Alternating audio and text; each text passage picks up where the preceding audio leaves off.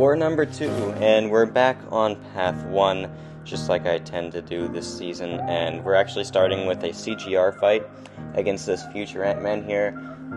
With the way my new alliance is working is that I pick the attackers for my path, and then we let the officers assign the mini-bosses and bosses and shared fights, all that stuff, given the champs that are chosen for the paths. So I just chose CGR for this future Ant-Man, and maybe a fight after that, I can't remember. I don't have him for any mini-boss or shared fights, but I figured he'd be the best counter to this future Ant-Man here. And as you're going to see from how this fight goes, I was probably correct just because of how busted this entire fight goes. Yeah, that was an ascended rank 5 future Ant-Man in about 30 seconds. Completely ridiculous. CGR is just as busted as hell, man. And yeah, next up we have Note 10 versus this Spider-Man Supreme. And I was absolutely horrified of this fight going into it because unblockable Spidey Supreme is terrifying, and I immediately start by getting a bad dashback input, so my entire face was punched by this Spidey Supreme at the start, losing 40% of my health, a little more than that. So now what I need to do is play it chill until I can get him to let me get my Clintar debuff back up, because what the Clintar debuff can do is give me some unblockable control. I have a 65% chance to fail Mystic's unblockables attacks, or just unblockable triggers, and 100% chance if my combo is above 30. So now that my Clintar debuff is back, I'm feeling pretty good because there's a low chance if I'm gaining unblockable. He did there, but we're getting our combo up too, so the chance is going to be guaranteed that we'll fail that eventually. We failed it there, so that's pretty great, and now I'm feeling confident. Now I just know, okay, so if I just don't let him make me miss, then we'll be just fine, and it's not going to be that big a deal. We can block his SP1 and gain regens from the damage we took. I don't even know what happened there. I still don't even understand how his kit works sometimes. Probably would be a lot smarter if I actually tried to figure out how Spidey Supreme works, but here we are, fighting him anyway. But I do know one thing, and that is that Spidey Supreme's health pool is absolutely miserable, so I can kill him incredibly fast once I get those Furies. So there was definitely a risk of me dying because I did not play that fight well at all, but we lived, and that's what matters. So next up, we actually do have another CGR fight. I couldn't remember, and it's this APOC on Section 2, Path 1. I don't know the exact node number, but it's got Never Back Down, which is normally annoying, but CGR just having the damage he does, it's not even that bad. We get intercepted at the second part of the fight, but it's not that big a deal. We're just going to go for this SP2 here, and we still have 80% health because of the armor up buff actually helping us a lot there. I was given the option, I gave myself the option of using either CGR or Tigra for this fight, and I ended up deciding to go CGR. I just felt better about doing this because I didn't have any CGR fights after, so I can save Tigra's health, and I know that CGR can do this fight, so I'm not too worried about it. I just, do normal CGR things, get my damage, and then kill APOC before he kills me. And that's exactly what happens. We're going to get another SP2, and it's just so much overkill. Easy APOC once I got over the fact that I got punched at the early part of the fight, but it's not that big a deal. Alright, next up we have this Omega Sentinel, who is, I guess I could CGR this, but I just went with Tigra, because I know how to Tigra Omega Sentinel really well, and she is one of the best counters to Omega Sentinel because of the neutralize being as ridiculous as it is.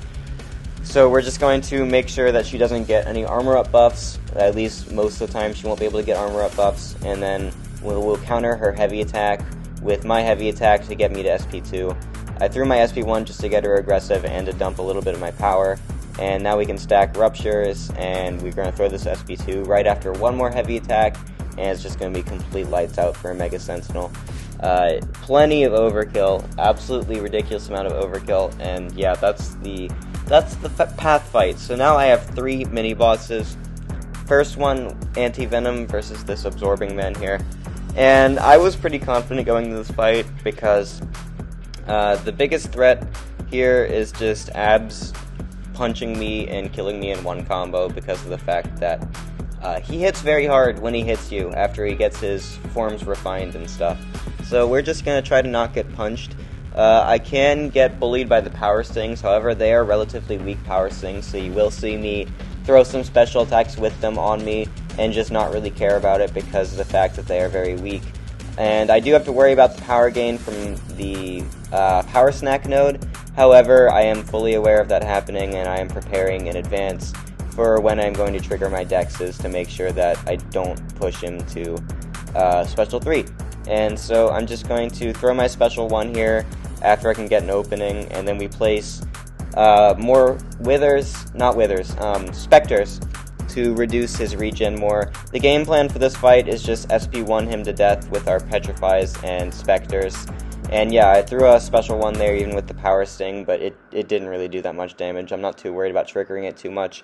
And even when it is active on me, it is willpower healing, so we're really not losing a lot of health at all.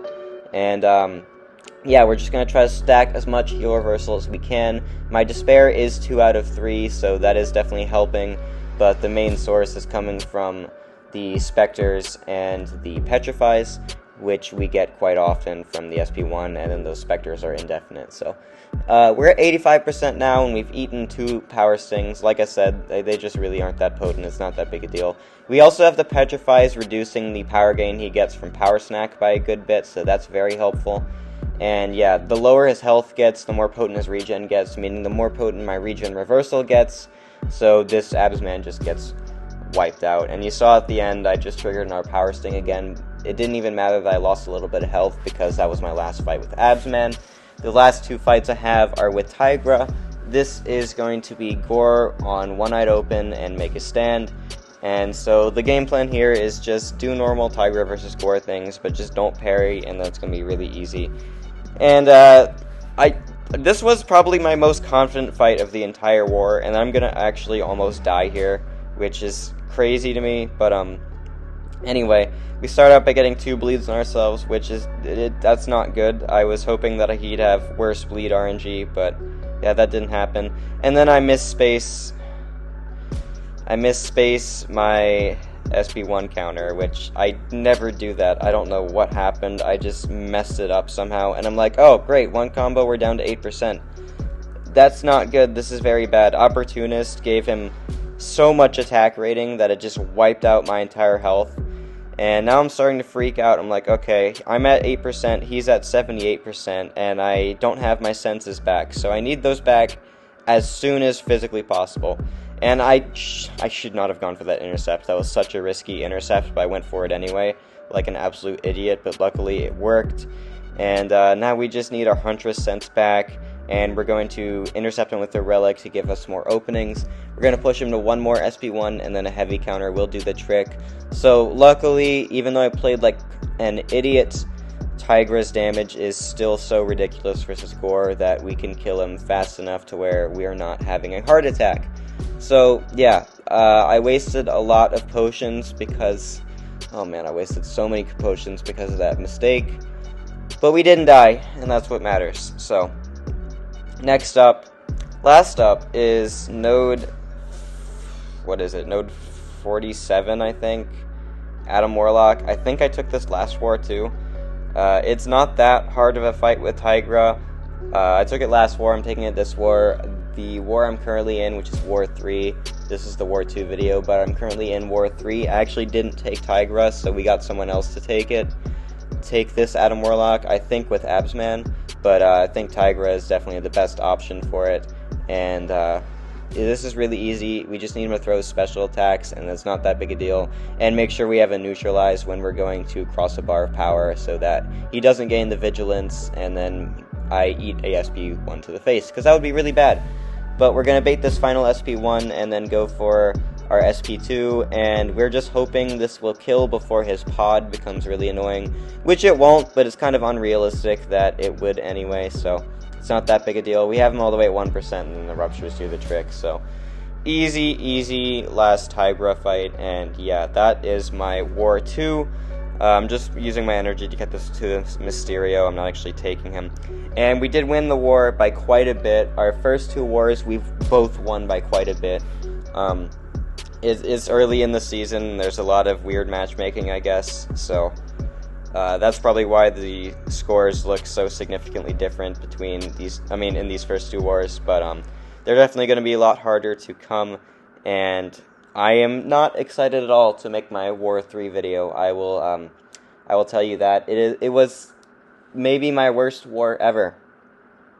And I've had some pretty bad wars. So there's your preview for my War number 3 video that I'll probably make tomorrow or Wednesday. Either way, thanks for watching, and I'll see you in the next one.